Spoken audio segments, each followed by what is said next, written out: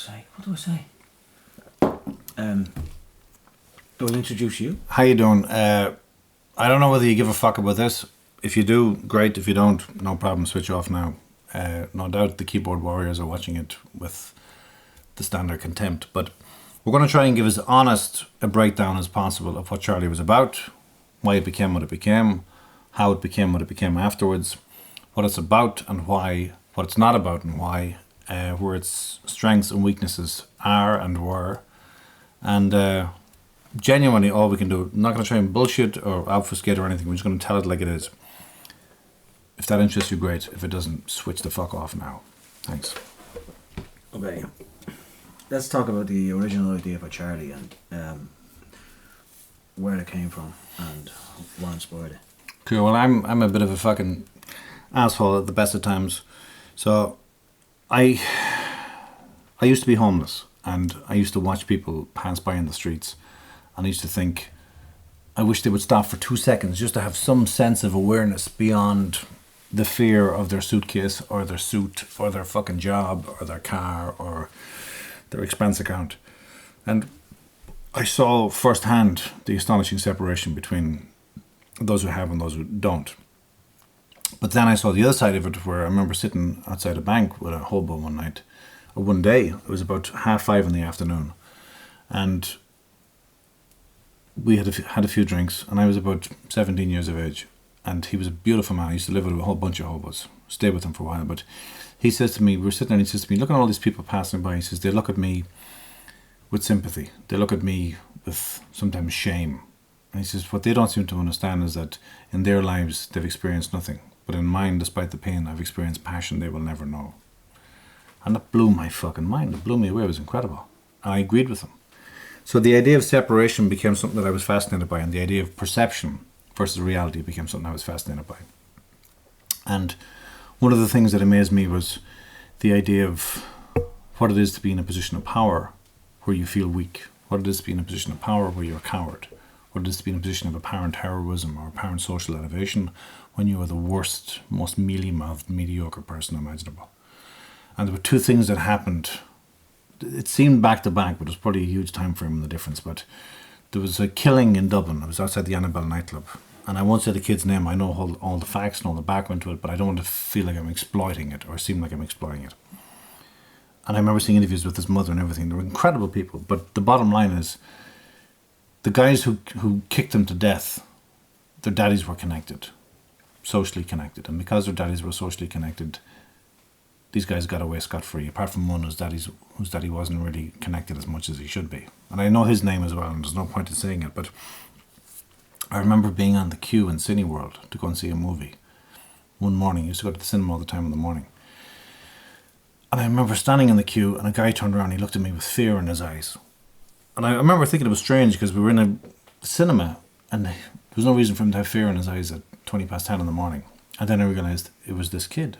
It was this guy whose daddy was not connected, who was almost hung out to dry, but then got away for this killing outside a Annabelle nightclub. And the fear in his eye was incredible.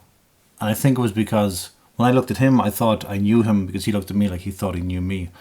But it's only afterwards I realised that he was looking at me as a potential threat, because he must have spent all his time afterwards reassessing who he was dealing with and why.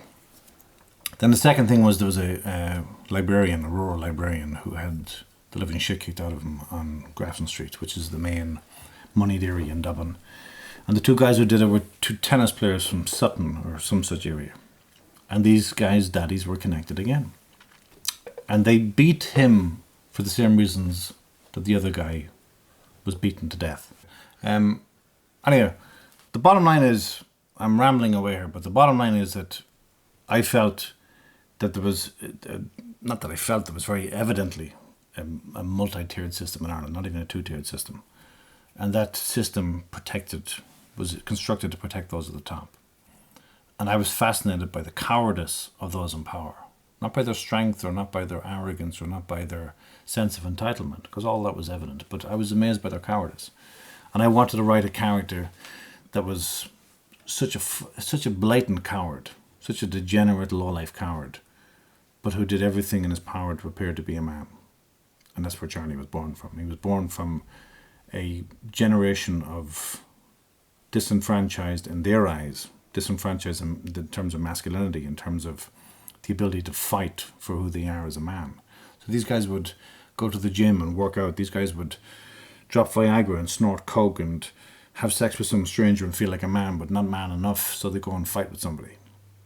And they hated. It's funny because the working class were celebrated on a level that was born out of something deserved. The working class were celebrated on a level that was in this culture, but in a typical example would be African American culture, where the African American culture took over mainstream music and made standard musicians realize that they were eunuchs in a whorehouse. In Ireland, I think there was a whole generation of guys who felt that the working class were given way too much power, way too much credit, way too much mythology or romanticized celebration. And they felt that they wanted a piece of the pie, the masculine pie. And they were all hooked up on coke, whacked out of head and cheap coke, and Viagra, and they wanted to fuck somebody up. I'd seen this way too many times. But there's two Charlies, really, isn't there? There's the personal Charlie and there's the metaphorical Charlie, isn't it? By the way, I apologise. That was fucking nonsense. It's funny because there's two Charlies. It's funny because we've done a lot of interviews. By the way, Johnny Elliott is interviewing me off camera here. He plays Jimmy in the film, and we've been to all over the world. We've been multiple places, and we've done multiple interviews. But this interview was strange because my brother is doing the sound, Emer and his Graham is doing the camera, and these are people who worked on the film. So it's like we're trying to strip back on the P.T. Barnum side of it. We're trying to strip back on the fucking show of it. The idea behind Charlie, and this is going to sound pretentious to all the people who accuse you of being pretentious, but fuck them. I understand the Aristotelian construct. I understand 3-act structure. I understand more about screenwriting than most of the fuckers who are condemning me for writing a shit screenplay. And I wanted to write a different kind of screenplay. Not to be self-consciously ambitious in some degenerate sense, but I wanted to explore a character. I had seen multiple politicians, for example. And you look at any of these talent shows and look at any of this stuff.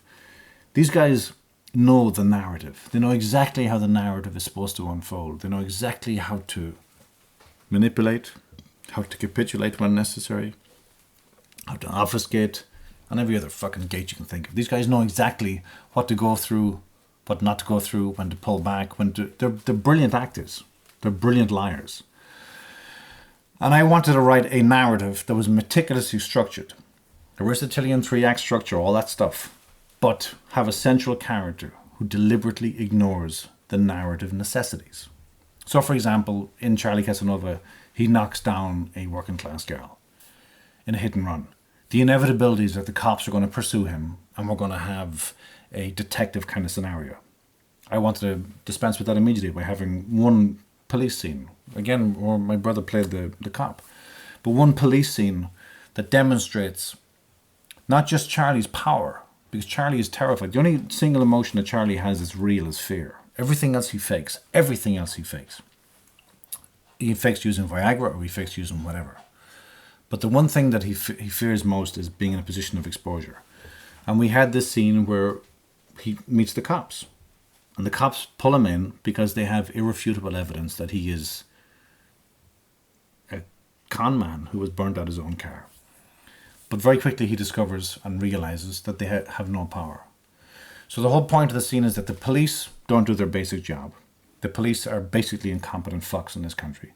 And the only time they will ever do anything is where the evidence is so irrefutable that they engage with it. But then those in power can deal with irrefutable evidence and dismiss it in a heartbeat. So that narrative plot point is suddenly gone. So those who are interested in standard constructed narrative in cinema would feel robbed of something there. They would feel robbed that the death of the girl has no consequence. That's its very point. So when you have someone like Bradshaw from The Guardian saying that Charlie is unintentionally obnoxious, I can't believe that he would be so far removed from the function of the film to think that it's unintentional. The whole point of someone like Charlie, and the whole point of the structure of the narrative of Charlie, is that this guy does everything in his power on every level to make the world conform to his notion of what it should be. So reality is irrelevant, precedent is irrelevant, morality is irrelevant. The only construct he exists within is the Charlie construct. So as a result, I can understand, and this is to you, whoever the fuck, but I can understand why so many people will be so frustrated by the film. And so frustrated by the lack of cathartic resolution, or the lack of transformation, or the lack of reversal, or the lack of evidence structure. All of that is deliberately subverted by Charlie, by the character of Charlie. So everything that is a plot point, everything that is put as in the form of seed to be paid off later, is never paid off later, because this guy has absolutely no interest whatsoever in the real world or the narrative world, because his narrative is what is most important, which I see in politicians, which I see in leaders across the board. So when you look at something like Charlie, and you look at a character like Charlie, and you look at the world that he exists in, it's very, very easy to go, he talks too much. Of course he fucking talks too much. These guys talk bullshit. These guys have spin doctors write speeches for them that are deliberately constructed to make sure there is no pause for interjection, or to make sure a law is passed in society or in government where no one can interject anyway. And it becomes a series of monologues, and those monologues are constructed in order to obfuscate, smoke and mirrors, make sure that they can manipulate you into a sense of either you react to what they have said, or if you react to something else that is more true than what they've said, they just reject you and relate back to what they've said, which is a carefully constructed lie anyway. So all those elements are in Charlie. Those who got it, really got it. And those who fucking hated it with a venom beyond measure. Because it's funny, because I really have no problem with people not liking the film. We've been through this from day one. A lot of people don't like the film, and we intended to make a divisive film.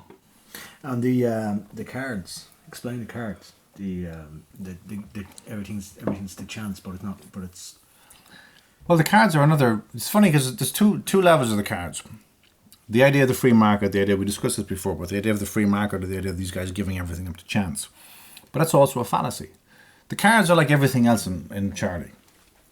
They're all MacGuffins.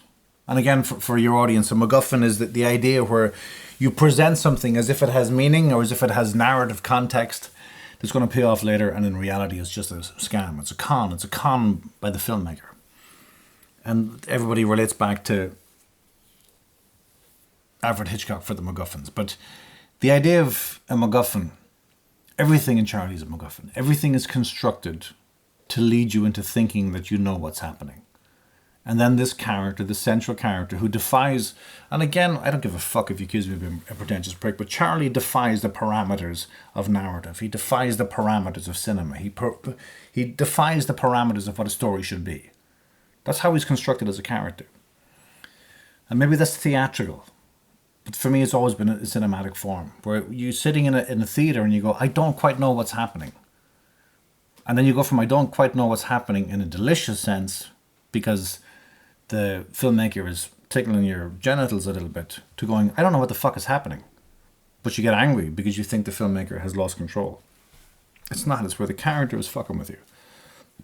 And it's where the notion of what should be happening is not happening. And I think that's what's happening in our government now. I think it's what's happening in Ireland in the most evident way imaginable, but I think it's happening globally as well. I think we have from extraordinary to kind of mediocre actors who are auditioning for roles of power. And they're getting it. They're getting the roles. And Charlie is a character who every single engagement is designed on every level to get from you what he needs from you in order for him to progress and dispense with you. And that's our daily engagement with government, our daily engagement with those in media who control our perception of what is and what isn't. And Charlie is a reflection of that. So I can understand why so many of you fuckers hate it and don't get it. And when people said, it's funny because I've been accused of wearing it as a badge of honor. I'm not suggesting because you don't like it that somehow you failed. You haven't. I'm not suggesting that because you don't like it somehow I've succeeded in something. I haven't. But please have the fucking courtesy to recognize that we are not imbeciles who are making mistakes. We know fucking exactly what we're doing. The idea of the Aristotelian construct, on the simplest level, on the absolute simplest level, the idea of structure is that you got theme, plot, character, major turning point, and resolution. That's the structure of most Western cinema, most Western television, most Western theatre. But theme is the reason it was written in the first place, the point you're trying to make, the question you're trying to examine. Plot is the story of that theme. Character is the people that you tell that story of that theme through. And then the character is defined by what the character wants. So a character is defined by his objective. And that objective is normally something noble or decent or somehow enabling for mankind or for the viewer. And then the character experiences multiple obstacles. And in their determination to overcome those obstacles, the character is elevated to a better form of self. And then there is a cathartic reaction when the character goes through a major turning point. And the major turning point is where the character's sense of self and the place in the world is turned 180 degrees, where they suddenly realize that the thing they thought they wanted, the material thing they thought they wanted, was less relevant than the humanistic need, which is to engage in love or engage in betterment. And by extension, there's a cathartic response in us as an audience, and we are bettered by watching the process, therefore elevated by art. And then the resolution is where we walk away going, we didn't have to engage with that tragedy or love story or romantic comedy or whatever to walk away into our life and become better people, become braver people, engage in the notion of our better possibilities. That's on a very simplistic level. That's the structure, the nature of the Aristotelian construct. And I'm a big believer in it. I'm not at all dismissing it. I think it's a wonderful thing and a wonderful aesthetic aspiration. But Charlie's a different breed altogether. And Charlie defies the categorization that is necessary for that cathartic transformation in an audience. Charlie keeps on breaking the rules of engagement. And it's not that he breaks them in some way that I think is a new invention or any of that kind of nonsense. I don't think for a second I'm creating anything new. But I do want to examine these guys, back to what we said earlier, these guys who know the narrative. They know what makes people have a flutter in their heart. They know what makes people have a shiver up their spine. They know how to exploit and manipulate our inherent decency. And they know how to appear to be heroic. They know how to use language to manipulate and exploit, and through the apparent process of elevation to destroy us. And that's what our government is doing right now. That's what global governments are doing right now. And Charlie is that new breed of Antichrist who walks into a room and makes people think that he's not a real threat, makes people think that he's just a babbling moron, makes people think that he's either a charismatic, extraordinary man or just a guy who uses a lot of words. But he's as equally dangerous in both manifestations. And Charlie is the antithesis of the hero. He's not the anti-hero, because the anti-hero is something that has been brilliantly explored in Hollywood and France and multiple other places. But Charlie is not the anti-hero. He's a coward dressed as ordinary, who in his mind is a superhero. And he's the worst kind of danger in society. And he's never been more prevalent. And Charlie Casanova is an attempt to explore him. So did you not apply the Aristotelian construct to Charlie because you couldn't face Charlie going through a metamorphosis and becoming a better person for what he was, and the fact that that's not reality? No, in Charlie's eyes, he becomes a better person. In the end, when, bizarrely, for those of you who are watching, Johnny is asking the questions, and Johnny is the guy who's killed in the film. He's the only guy who stands up to Charlie. There's two people stand up to Charlie, but he's the only guy who stands up to Charlie and gets killed because of it. In the comedy club, and in the toilet later, and then in his own home, where Charlie breaks into his home and fucking kills him. As he watches the Oireachtas report, which is the Irish government televised show. Charlie believes he goes through a profound change. Every time Charlie engages real, significant, genuine, significant questioning, or every time there is a rebellion against Charlie's ideology, he gets frightened. And it happens, his sexuality, where even though he's using sexual enhancement drugs to make him feel more like a man, he's exposed as being a pathetic, weak man, and he blames his mother's death. Then it happens when he confronts you in the bathroom, and he has the crap beaten out of him. But as soon as you leave the room, he starts screaming, "You don't know what I'm capable of. You don't know who I am." And he builds himself up. The Charlie construct, the mask of Charlie, the clown of Charlie, he builds himself back up. Then he's on the roof with his best friend. And he throws his friend off the roof. Not because the cards told him to, because the cards are a fallacy anyway, they're a MacGuffin anyway. But he threw him off the roof simply because he could. And then in the end, when he breaks into your home to kill you, he's on the roof and he goes, "Do you think," I'm paraphrasing him, but "do you think they're going to get me? Or catch me? People like them never catch people like us." And this is funny because this is where you've problems with critics and with all these kind of things. And I don't have a problem with critics in general.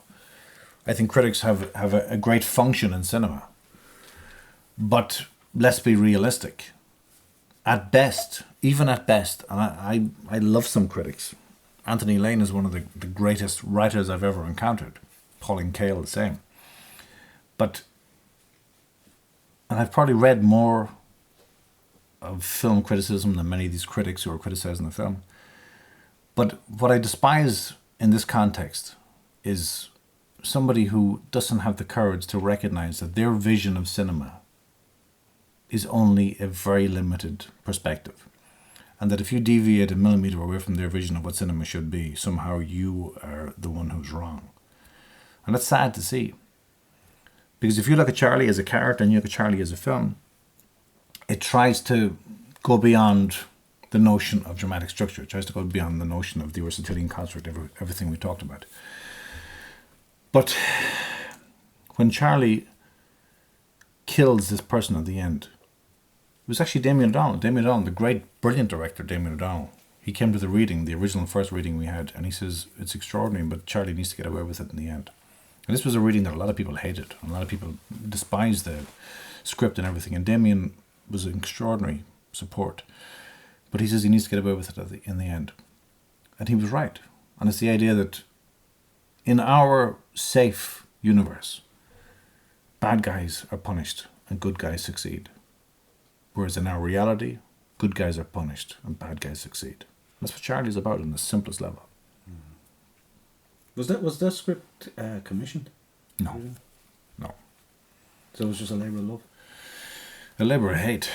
I got commissioned to write a lot of stuff, and I had to pay a mortgage and pay kids and pay family and do all that stuff. But I was also broke a lot as well. But you have to sometimes get to the point where you go, why am I writing? And I was writing an awful lot of bullshit soap opera. And I've no one to blame for it but myself. But there were brilliant people working on it, like amazing people working on it. But you realise that it's advertising versus cinema. And Charlie was trying to be cinema. And I got murdered for it. Whereas if I had the insight or the foresight to make a little piece of advertising, everybody would have been rewarded.